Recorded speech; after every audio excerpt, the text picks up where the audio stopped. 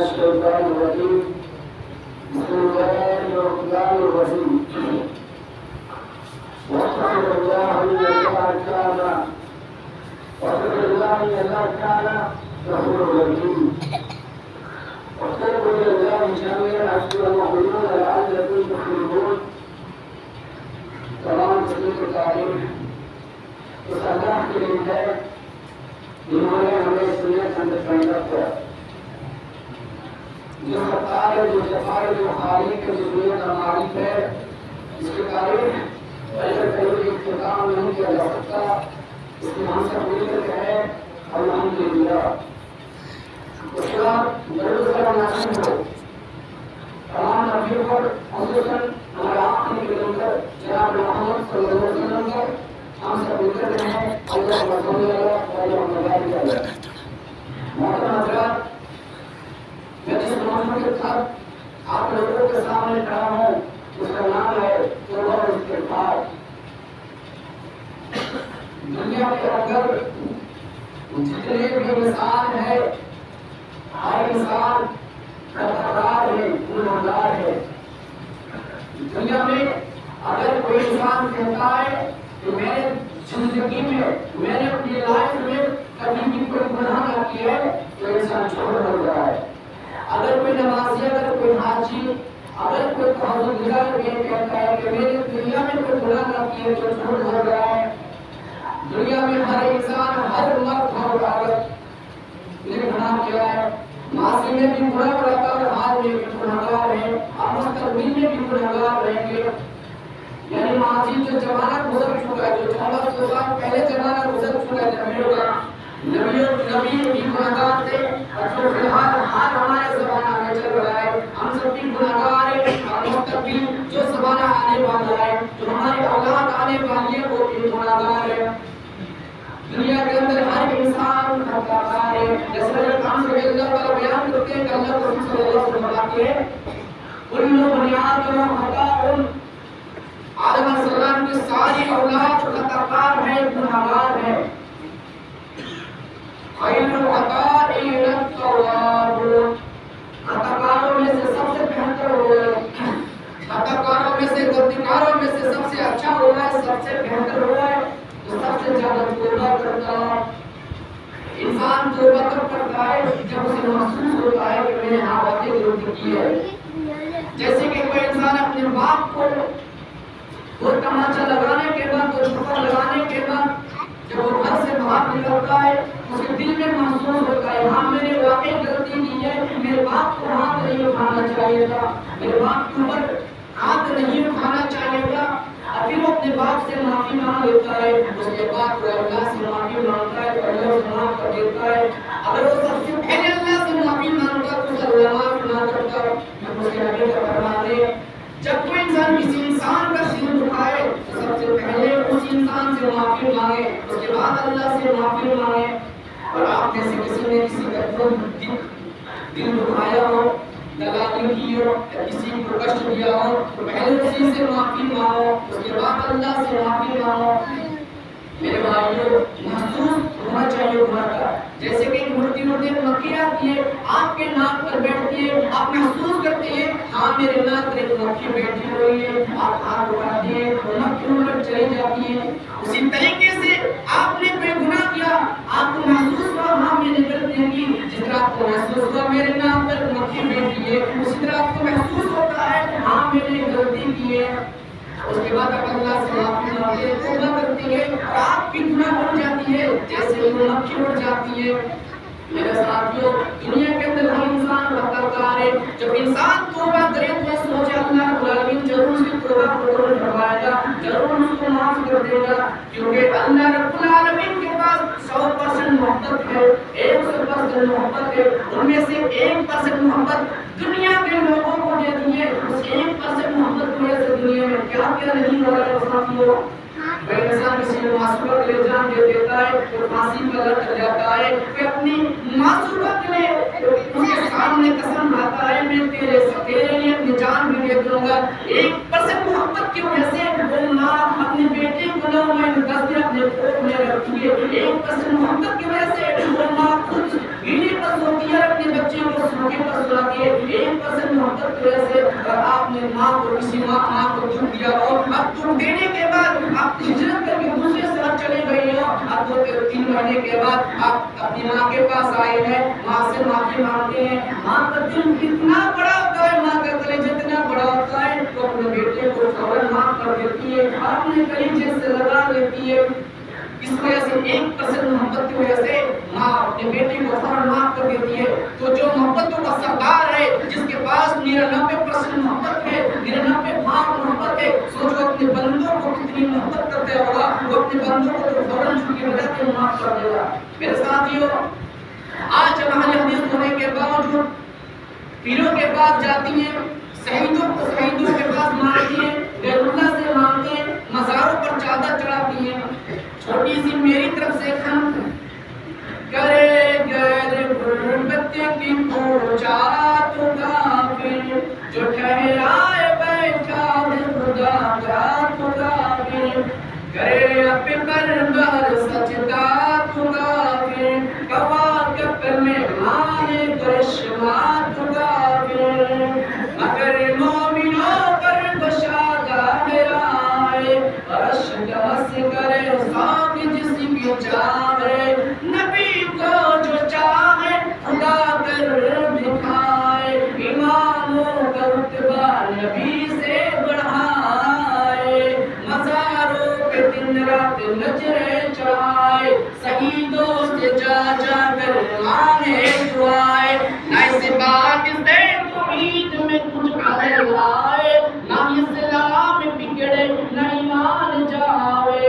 मेरे साथियों, जो भी इंसान हमारे हदीस को होने के बावजूद पीरों के पास जाता है, शहीदों से मांगता है, अल्लाह के नबी फरमाते हैं, उससे पहले मैं एक मिसाल दे दूं। मान लो कि मेरा दोस्त है, उसने मेरे साथ गद्दारी की, मैंने शानदार पार्टी रखी, मैंने सारे दोस्तों को उस पार्टी में दावत दी, सिवाय जो गद्दार दोस्तों मैंने दावत न दी। इधर मेरे पार्टी में जूस बन रहा है, मेरा गद्दार दोस्त भी इस पार्टी में शामिल हो गया। जैसे वो जूस की तरफ बढ़ता है, ड्रिंक की तरफ बढ़ता है, मैं धोखे से जूस को ठान लेता हूँ और मेरा दोस्त बेइज्जत हो जाता है। अब मैं कहता हूँ तू मेरे पार्टी से निकल जा, तूने मेरे पार्टी का मजा बिगाड़ दिया है, दुनिया बिगाड़ दिया।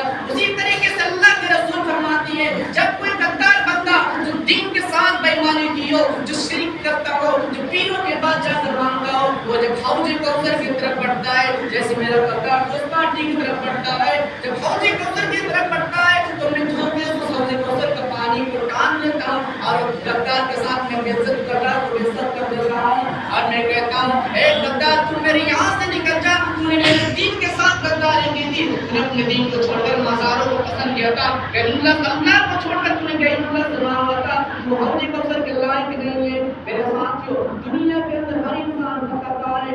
आज हमारे समाज में छोटी सी गलती बड़ी होती चली जा रही है, गुनाह का गुनाह नहीं समझा जा रहा है, हराम को हराम नहीं समझा जा रहा है। जैसे कि शराब पीना हराम है, जो मौलाना ने हमें भी कहा था शराब पीना हराम है, फिर भी हम शराब पी रहे हैं। शराब भी नहीं, हर निशा की चीज हराम है, कुल्लू मुस्लिम खाने हराम, हर निशा की चीज हराम है, बीड़ी भी हराम है, सिगरेट भी हराम है, खैनी भी हराम है, रगनीबाज भी हराम है, किशोर भी हराम है, सारी निशा की चीज हराम है। मेरे साथियों, डीजे बजाना हराम है, फिर भी आप बजा रहे हैं। अल्लाह के नबी जब डीजे की आवाज सुनते तो अपने कानों में उंगलियां फुलिया करते थे, फिर भी आप बजा रहे हैं। आप हराम को हराम नहीं मान रहे, आप अपने वालिदैन को सताते हैं, जुल्म करते हैं, नाफरमानी करते हैं, आप रिश्तेदारों से बदसलूकी करते हैं, आप हराम को हराम नहीं मान रहे हैं।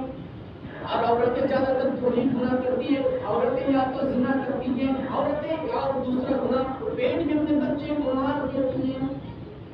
एक औरत अल्ट्रासाउंड मशीन पर चेक कराती है, मालूम होता है उसके पेट में एक लड़की है, लड़का नहीं है। मोहल्ले वाले से डॉक्टरों से कह देती है मुझे बेटी नहीं चाहिए, मेरे पास पहले से 6 लड़की है, मैं उनका दहेज का इंतजाम नहीं कर पाऊंगी, इनका कहाँ से करो, डॉक्टर इसका ऑपरेशन कर दो, उसे मार डालो, मुझे और लड़की की जरूरत नहीं है। जिन्होंने भी गुनाह किया है, मेरे कौम की माँ बहनों सुनो, मेरे बहनों तुम भी कान खोलकर सुन लो, जिसने गुनाह किया है कल कयामत के दिन अल्लाह रब्बुल आलमीन उस बच्ची को जिंदगी देगा, दो पैर देगा, दो हाथें देगा, जहन देगा, सीना देगा, पेस्तान देगा, सब कुछ देगा। फिर अल्लाह रब्बुल आलमीन बच्ची कल कयामत के दिन इस हाल में आएगी तो अपनी माँ के दोनों सीने لٹکی ہوئی آئیں گی. جاء یوم القیامہ ومعلق بین ثدیہا، وہ بچی اپنی ماں کے دونوں سینے سے لٹکی ہوئی آئیں گی. وہ بچی اپنی ماں کے دونوں پستانوں سے لٹکی ہوئی آئیں گی. اس حال میں آئیں گی کہ اپنی ماں کے سینے سے دودھ کو چوس رہی ہوں گی. اس حال میں آئیں گی کہ اپنی ماں کے پستان سے دودھ کو پی رہی ہوں گی. پھر اللہ رب العالمین کی طرف سے بات آئے گا وَإِذَا الْمَوْءُودَةُ سُئِلَتْ بِأَيِّ ذَنبٍ قُتِلَتْ. اے کہ بچی کہ تمہیں کچھ کہنا ہے، تم کیسے مری تھی، تمہیں کچھ کہنا ہے. بچی اپنی ماں کی پستان کو چھوڑ دے گی اور چیخ کر کہیں گی یا رب ہذہ امی قتلتنی. اے میرے رب، اے میری ماں ہے، اے میرے رب، اے میری امی ہے جس نے یہ دنیا کے اندر قتل کر دیا تھا، جس نے یہ دنیا کے اندر مار ڈالا تھا، جو مجھے دنیا میں آنے سے پہلے پیٹ میں مار ڈالا تھا.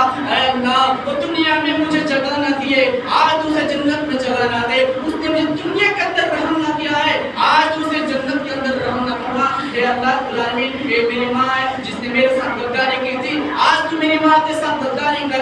اے اللہ، تو میری ماں کو جہنم میں داخل کر دے. وہ بچی اپنی ماں کے خلاف آواز اٹھائے گی، وہ بچی اپنی ماں کے خلاف کمپلینٹ کرے گی اور اسے جہنم میں لیٹ ہوئے گی.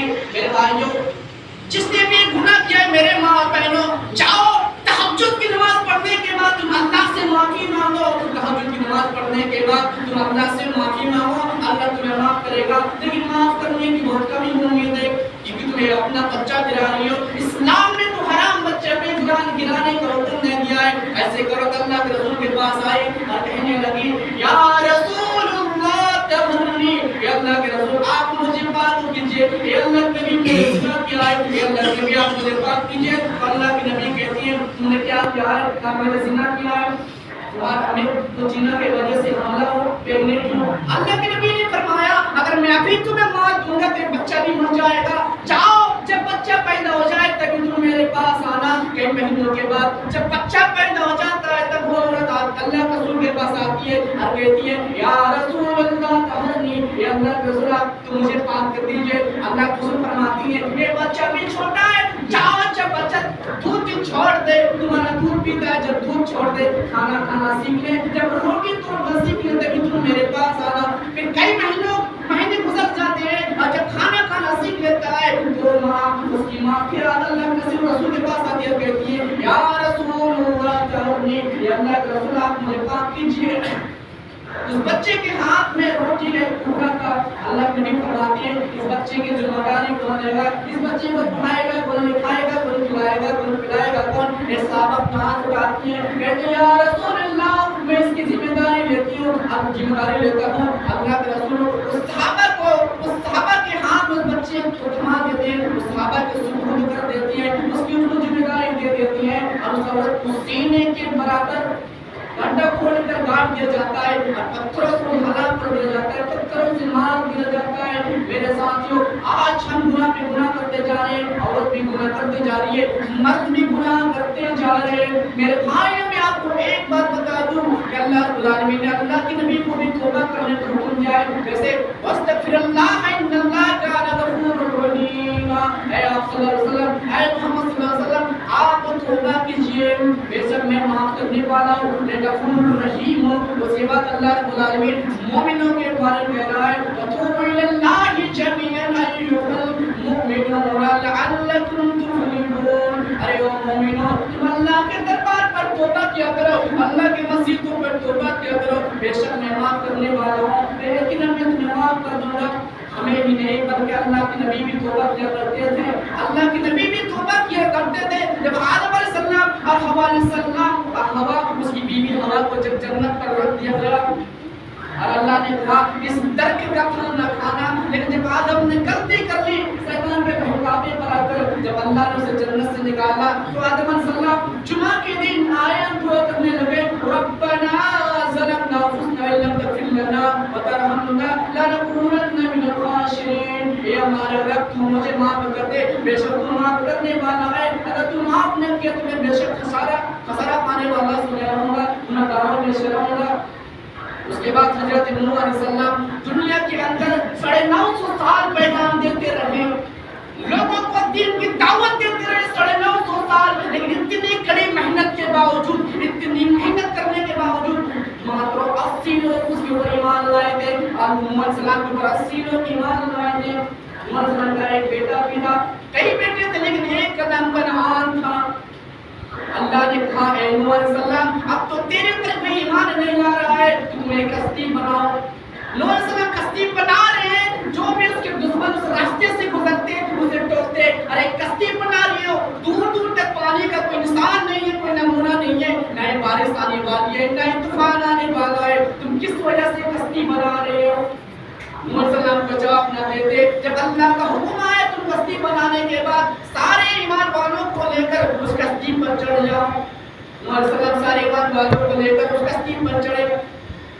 محمد سلام نے اپنے بیٹے کو پکارا, اے میرے بیٹے کنعان تم اس کشتی پر چلے آؤ. کنعان نے کہا نہیں پاپا تمہیں کشتی کی ضرورت ہے, ہمیں نہیں, اور بارش بھی آیا طوفان بھی آیا تو ہم اس پہاڑ پر چڑھ جائیں گے, پہاڑ کا پانی نہیں پہنچ سکتا ہے, ابھی تک کوئی سامان نہیں آیا جو پہاڑ تک پہنچا ہے. اس کے بعد دونوں باپ بیٹی کی درمیان بات چیت ہو ہی رہی تھی کہ اللہ کا عذاب شروع ہو گیا, نیچے سے پانی اٹھنے لگی, اوپر سے پانی برسنے لگی, لگاتار 40 دن تک پانی برسی تھی.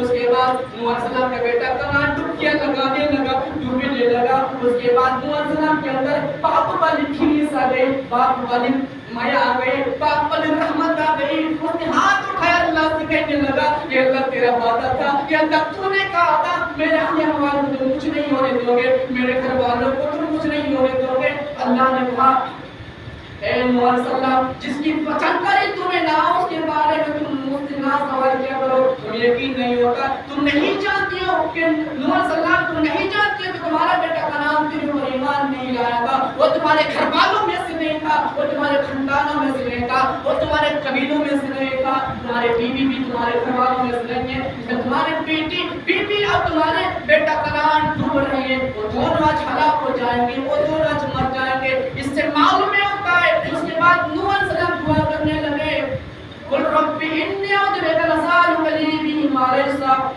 لک واستغفر لي ان اللہ کان غفورا رحیما. قل رب انی اعوذ بک ان اسالک لی بہ واستغفر لک اکن من الخاسرین. اے میرے رب تو مجھے معاف کر دے, اگر تو نے مجھے آغوش رحمت میں نہ لیا, رحمت والے گود میں نہ لیا, تو بے شک میں گنہگاروں میں سے ہو جاؤں گا. اس حدیث سے ثابت ہوتا ہے کہ اللہ کے اوپر کوئی دباؤ نہیں ڈال سکتا, اللہ کے اوپر کوئی چاپ نہیں کر سکتا. اللہ چاہے تو فقیر کی دعا کو قبول فرما لے, اللہ چاہے تو کسی غریب کی دعا کو قبول فرما لے, اللہ چاہے تو غار میں پھنسے ہوئے تین انسان کی دعا کو قبول فرما لے. میرے ساتھیوں اللہ کے اوپر کوئی دباؤ نہیں ڈال سکتا. اس کے بعد موسیٰ علیہ السلام کی کیا غلطیاں آئے جانتے ہیں. موسیٰ علیہ السلام راستے سے جا رہے تھے, دو کپتی آپس میں لڑائی جھگڑا کر رہے تھے, دو کپتی آپس میں لڑ رہے تھے. موسیٰ علیہ السلام نے اسے چھڑانے کی کوشش کی لیکن اس نے نہیں مارا. موسیٰ علیہ السلام نے ایک دوسرا یعنی ایک نوک اس کپتی پر لگا دیا, اس کپتی کی موت ہو گئی, ڈیتھ ہو گئی. اس کے بعد موسیٰ علیہ السلام دعا کرنے لگے, رب انی ظلمت نفسی فاغفر لی, اے میرے رب بے شک مجھے معاف کر دے, اور تو نے معاف نہ کیا لہذا تو معاف کر دے. اللہ رب العالمین کو معاف فوراً معاف کر دیا. اس کے بعد یونس علیہ السلام اپنے قوم میں رہا کرتے تھے, لوگ اس کے پر ایمان نہیں لائے تھے. اللہ نے کہا تیرے قوم میں عذاب آئے گا. یونس علیہ السلام نے عذاب کا انتظار نہیں کیا, یونس علیہ السلام نے اپنے قوم والوں کے ساتھ ڈالا. اس کے بعد وہ اسے معلوم تھا اور اللہ کا عذاب آئے گا تو مجھے بھی نہیں چھوڑے گا, قوم والے ڈوبیں گے, مریں گے, میں اپنے سماج سے رخصت ہو جاتا ہوں. وہ اپنے محلے سے رخصت ہو گئے, ہجرت کر کے دوسرے شہر جانے لگے. اس کے بعد اللہ کا عذاب نازل ہوا تو سارے پرندے, سارے دین, سارے گاج, سارے انسان, سارے عورت, سارے پکشی زندے پر گر پڑے, سارے پتھر زندے پر گر پڑے. اس کے بعد جب گر پڑے آپ دعا کرنے لگے اللہ کی عذاب روک دے, تو اللہ نے عذاب نازل نہیں فرمایا, اللہ نے عذاب نہیں دیا. جب لوگ کہنے لگے تمہارا بندہ یونس کہاں ہے, ہم سے اس کے اوپر ایمان لانے کے لیے تیار ہے, تب یونس وہاں آتا. اس سے معلوم ہوتا ہے اگر کوئی بندہ ان سے دعا کرتا ہے, توبہ کرتا ہے, تو اللہ عذاب نازل نہیں کرتا ہے. جب تک دنیا کے اندر انسان توبہ کرنے والا رہے گا, اللہ کرنے والا رہے گا, تب تک دنیا کے اندر قیامت نازل نہ ہوگی. میرے ساتھیوں جب یونس کو ڈھونڈ رہے تھے تو یونس ایک کشتی پر چڑھا, ایک ناؤ پر چڑھا, جس سے جب 20 کشتی جب 20 سمندر پر جا کر اٹک گئی, ارے ہلنے لگی, ڈولنے لگی. اس کے بعد انسانوں میں سے ایسا بھاری ہو گیا ہے، اسی لیے ایک انسان کو کودنا پڑے گا، کون اپنی جان جو خود پہ ڈالتا. اسی وجہ سے کشتی والے آپس میں گفتگو کیے، اس کے بعد سارے چٹ نام ایک انسان کا ایک چٹ بنایا گیا، ان میں سے ہلایا گیا، اس کے بعد ایک چٹ کو باہر نکالا گیا جس میں نام تھا یونس علیہ السلام کا. یونس علیہ السلام کو کشتی پر ڈھکیل دیا، کشتی سے نیچے اتار دیا گیا، یہ سمندر پر پھینک دیا گیا، جس سے وہ مچھلی نے اس کو کھا لیا، اس کے پیٹ پر چلا گیا. یونس علیہ السلام ایک مہینہ اس مچھلی کے پیٹ میں رہے اور دعا کرتے رہے، لا الہ الا انت سبحانک انی کنت من الظالمین. اللہ رب العالمین نے اس کی دعا کو قبول فرمائے اور اس مچھلی کے پیٹ سے باہر نکالا. میرے ساتھیوں، اس کے بعد میں محمد صلی اللہ علیہ وسلم کے بارے میں آپ کو کیا بتاؤں. محمد صلی اللہ علیہ وسلم کی آگے کی گناہ بھی معاف تھی اور پیچھے کی گناہ بھی معاف تھی. اس نے جو گناہ کیا تھا وہ بھی معاف تھا اور جو نہ کیا تھا وہ بھی معاف تھا. یعنی پھر بھی محمد صلی اللہ علیہ وسلم دنیا کے اندر دن میں 100 مرتبہ توبہ کیا کرتے تھے. میرے ساتھیوں، انسان کی چھوٹی سی غلطی کی وجہ سے، چھوٹی سی نیکی کی وجہ سے اللہ اس کی بڑی بڑی گناہ معاف کر دیتا ہے. جیسے کہ ایک انسان 99 قتل کر چکا تھا، 99 مرڈر کر چکا تھا.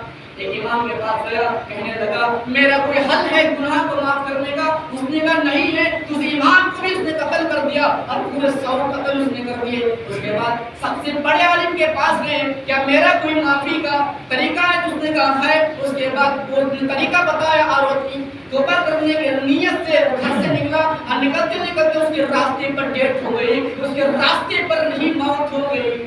اس کے بعد ادھر سے رحمت والے فرشتے آئے، ادھر سے عذاب والے فرشتے آئے، دونوں کی بیچ بحث ہوئی. کہا یہ گناہگار تھا، اس نے 100 قتل کی تھی، میں اسے لے جاؤں گا نرک، میں اسے لے جاؤں گا جہنم. رحمت والا فرشتہ کہنے لگا یہ تو توبہ کی نیت سے نکلا تھا، میں اسے جنت لے جاؤں گا. کہنے لگا اس کے گھر سے ناپو، اگر گھر سے قریب رہے گا، نزدیک رہے گا تو اسے عذاب والے فرشتے لے جائے، گھر سے دور رہے گا اور عبادت خانے سے نزدیک رہے گا تو اسے رحمت والے فرشتے لے جاؤ. اس کے بعد اللہ کے حکم سے جبرائیل علیہ السلام نے کہا اس کا چہرہ دیکھو کس طرف بڑھ کر مرا ہے، اور توبہ کی طرف یعنی عبادت خانہ کی طرف اگر منہ کر کر مرا ہے اسے رحمت والے فرشتے جنت لے جائے، اور گھر کی طرف مرا ہے یعنی گھر جا رہا تھا اس کو عذاب والے فرشتے لے جائے. آخرکار وہ انسان جنت میں گیا کیونکہ اللہ اس کی توبہ سے پسند ہو گیا تھا، وہ توبہ کرنے کی نیت سے نکلا تھا. چھوٹی سی نیکی بھی کے کارن اللہ رب العالمین ساری گناہ انسانوں کی معاف کر دیتا ہے. جیسے ایک صحابہ راستے سے جا رہے تھے، راستے میں نکیلے کانٹے پڑے ہوئے تھے، اللہ کے وہ صحابہ نے اس کانٹے کو ہٹایا تو اللہ نے اس کی مغفرت کر دی، سارے گناہ کو معاف کر دیا. ایک کھٹی کا واقعہ تو آپ لوگ سن گے. ایک عورت آئی، اس نے کنویں پر اتر کر پانی پیا، اس کے بعد اس نے دیکھا ایک کشتی جو پیاس کے مارے ہیپ رہی تھی، ایک کتے جو ہیپ رہا تھا. اس کے بعد وہ عورت نے اپنا دوپٹہ نکالا، اپنی اوڑھنی نکالی اور اس کنویں کے اندر ڈالا، اس کنویں میں پانی نہ تھا. اس کے بعد جب پانی آیا اس عورت نے اس رکھیل نے، وہ ایک رکھیل تھی، وہ اپنے جسم بیچنے والی تھی. دنیا میں ہر چیز بک رہا ہے، انسان کا مرد کا بھی جسم بک رہا ہے، عورت کا بھی جسم بک رہا ہے، اور وہ عورت بھی ایک رکھیل تھی، جسم بیچنے والی تھی. اس کے بعد وہ اپنے اوڑھنے کے ذریعے اوڑھنے کے ذریعے چیپ رہی تھی، نچوڑ رہی تھی اور اس کتے کو پانی پلا رہی تھی. کتے کی ایک چھوٹی سی نیکی کے کارن اللہ کو اتنا پسند ہوا کہ وہ اس عورت کو جنت قرار دیا. میرے ساتھیوں، اللہ جب انسان توبہ کرتا ہے اللہ کتنا خوش ہوتا ہے آپ کو معلوم ہے. جیسے کہ ایک انسان اونٹ کے ساتھ نکلا، سازو سامان لے کر نکلا، کھانے پینے کا سامان لے کر نکلا ہے اور وہ گھوم رہا ہے. اس کے بعد اس کی اونٹنی غائب ہو جاتی ہے، اس کی اونٹنی غیر حاضر ہو جاتی ہے. وہ انسان اسے ڈھونڈتا نہیں ملتی ہے، وہ ایک درخت کے پاس جا کر سو جاتا ہے، اسے نیند آ جاتی ہے. آج جب اس کی مرنے کی حالت آ جاتی ہے، مرنے کی حالت آ جاتی ہے، یہ لوگ مرنے ہی والا نہیں مرا نہیں ہے، اور اس کی اونٹ اس کے سامنے آ جاتی ہے. وہ انسان اتنا خوش ہوتا ہے، اتنا خوش ہوتا ہے تو کہتا اللہ سے کہتا ہے انا ربک، میں تمہارا رب ہوں، انت امنی، تو میرا بندہ ہے. پھر بھی اللہ رب العالمین سے ناراض نہیں ہوتا ہے، اسی کی بات کہتی، اس دل سے نہیں کہتی. ساتھیوں، وہ انسان جتنا خوش نہیں ہوتا ہے جب کوئی بندہ اللہ سے توبہ کرتا ہے تو اللہ اس سے زیادہ کئی گنا زیادہ اللہ خوش ہوتا ہے جب انسان توبہ کرتا ہے. میرے ساتھیوں، اور ایک انسان نے اپنے بیٹے سے کہا اے میرے بیٹے جب میں انتقال کر رہا ہوں، جب میں مر جاؤں تو مجھے जला देना और मेरे राख को 2 मटकी में भर देना। एक मटकी तूफान में बहा देना, हवा में बहा देना, और दूसरी मटकी समुद्र पर फेंक देना, यानी पानी पर फेंक देना। जाने अल्लाह हमें धूल ना पाए। उसके बाद अल्लाह रब्बुल आलमीन समुद्र को हुक्म देता है उस इंसान की राख को तुम जमा करो, और दूसरा हुक्म देता है तूफान को तुम भी उस इंसान की राख को जमा करो। उसके बाद जब जमा कर दिया जाता है उस बंदे से पूछा जाता है लिम फअलता, तुमने ऐसा क्यों किया? उसने कहा अल्लाह मैं तुम्हारे डर की वजह से ऐसा किया। तो अल्लाह ने उसे जन्नती करार दिया, वो भी इंसान जन्नती है। सारे नबियों को दुनिया के अंदर इख्तियार दिया गया, तुम मांगो मुझसे क्या मांगती हो, मैं तुम्हारी एक दुआ को जरूर कबूल फरमाऊंगा। मोहम्मद सल्लल्लाहु अलैहि वसल्लम को भी इख्तियार दिया गया, कहा गया तुम भी मांगो जो मांगती हो। मोहम्मद सल्लल्लाहु अलैहि वसल्लम ने मांगना चाहा लेकिन नहीं मांगा। आयशा ने कहा मांगो, भी मांगने का वक्त है, अभी मांगो, सोना चांदी मांगो, जिंदगी भर हम ऐश करेंगे। मोहम्मद सल्लल्लाहु अलैहि वसल्लम ने कहा मैंने नहीं मांगे। उसके बाद आयशा ने कहा कब मांगोगे? मोहम्मद सल्लल्लाहु अलैहि वसल्लम ने कहा मैं मांगूंगा जब रोज़े क़यामत का दिन होगा, जब सूरज की गर्मी इतनी तेज हो जाएगी कि इंसान के पसीने बहाने लगेंगे, और पसीने के जरिए इंसान डूबने लगेंगे, अपने अमाल के मुताबिक डूबेंगे। छोटी सी गुनाह की है तो घुटनों तक, ज्यादा गुनाह किए तो शहरों तक डूबे हुए होंगे। मैं अल्लाह से अपने बंदे के लिए सिफात मांगूंगा, मैं अपने बंदे को जन्नत में ले जाने के अल्लाह से गुजारिश करूंगा। अल्लाह से कहूंगा कि अल्लाह वो मुझे इख्तियार दिया जाए, वो दुआ मांगने का मौका दिया जाए। जब मुझे मौका मिल जाएगा तो मैं अपनी उम्मत के लिए, अपने बंदों के लिए सिफात मांगूंगा, और मैं अल्लाह से गुजारिश करूंगा कि मेरे बंदों को तुम जन्नत में ले जाओ।